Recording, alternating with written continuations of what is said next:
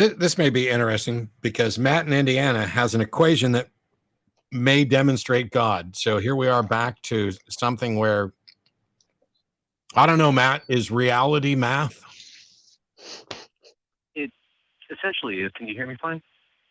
Yep. Yes. Okay, so I've been trying to figure out an argument because people say you can't prove God with math, and I feel as though that math is a language that can demonstrate that in a way, and it is an incomplete equation, and I think you'll understand why after it starts. Okay, so can I just ask, are you agreeing, do we agree on a definition of math? Mathematics is the study of numbers? Yes. Okay.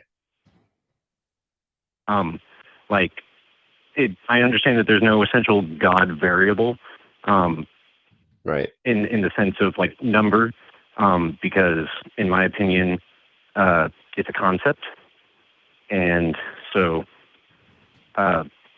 may I start on it? Sure, go for it. Okay. If the supernatural or God, like basically what people are believing in, can be brought into a variable such as B, or say Z, B equals 0, Z equals 1, and it becomes an equation add-on that is plus 0, minus 0, multiplied by 1, or divided by 1, because we have to have a null hypothesis to start at.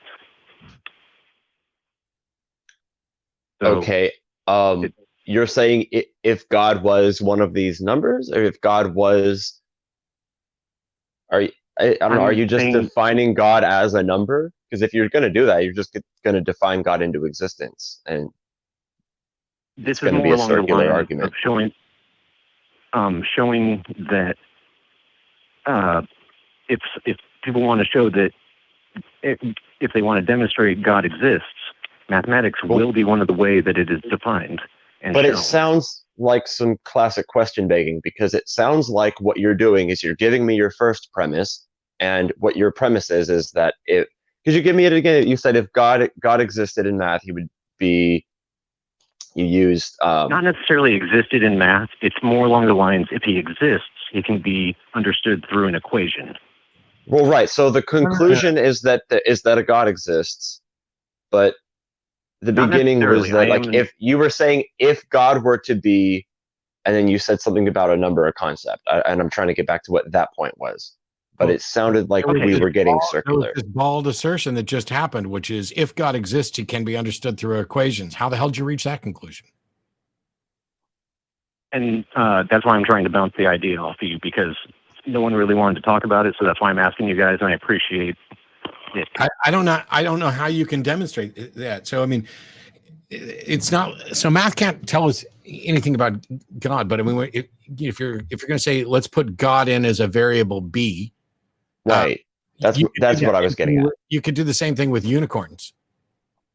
But I understand that. Okay. And so if Matt's trying to argue for the existence of a unicorn, and that's his conclusion, and his first premise is that if a unicorn existed, it would be this variable, don't you see the problem in that argument? And I feel as though that the next explanation, sorry, my dog, would explain it in that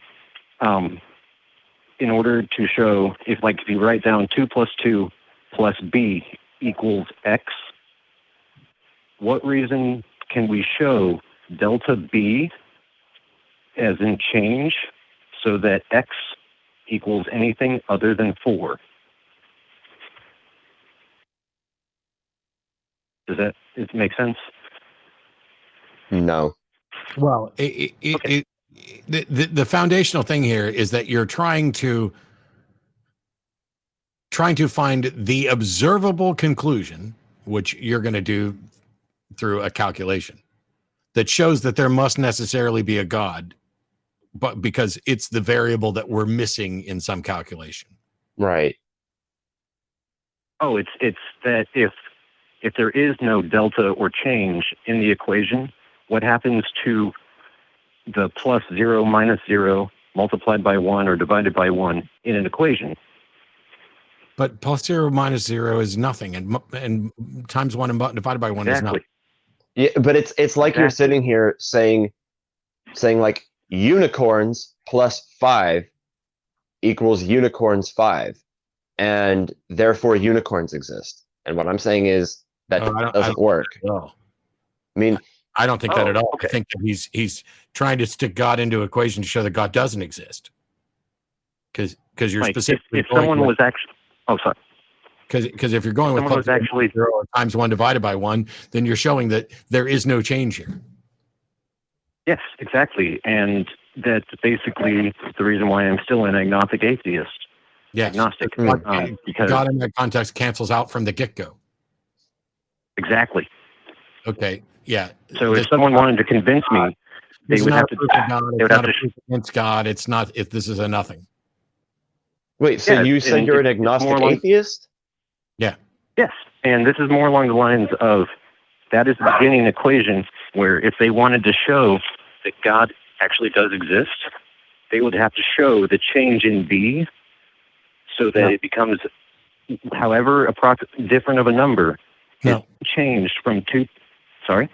No, none of that is true. Here, I would put my Jesus hat back on and say, you can't put God in an equation like that. It doesn't matter if you do a little math trick to try to show God doesn't exist. God exists whether you can do a little math trick or not. Hell, I can do a math trick that shows that 0.9999 repeating is equal to 1. I can do another math trick that shows that 2 is equal to 5. I can do math tricks like that all day long, but your basic flawed presumption is that God can be expressed or identified or detected and confirmed in any sort of mathematical equation. And if you're just going to put God in there as the plus 0 minus 0 times 1 divided by 1, then you have already poisoned the well by defining God in such a way that it does not and cannot impact an equation.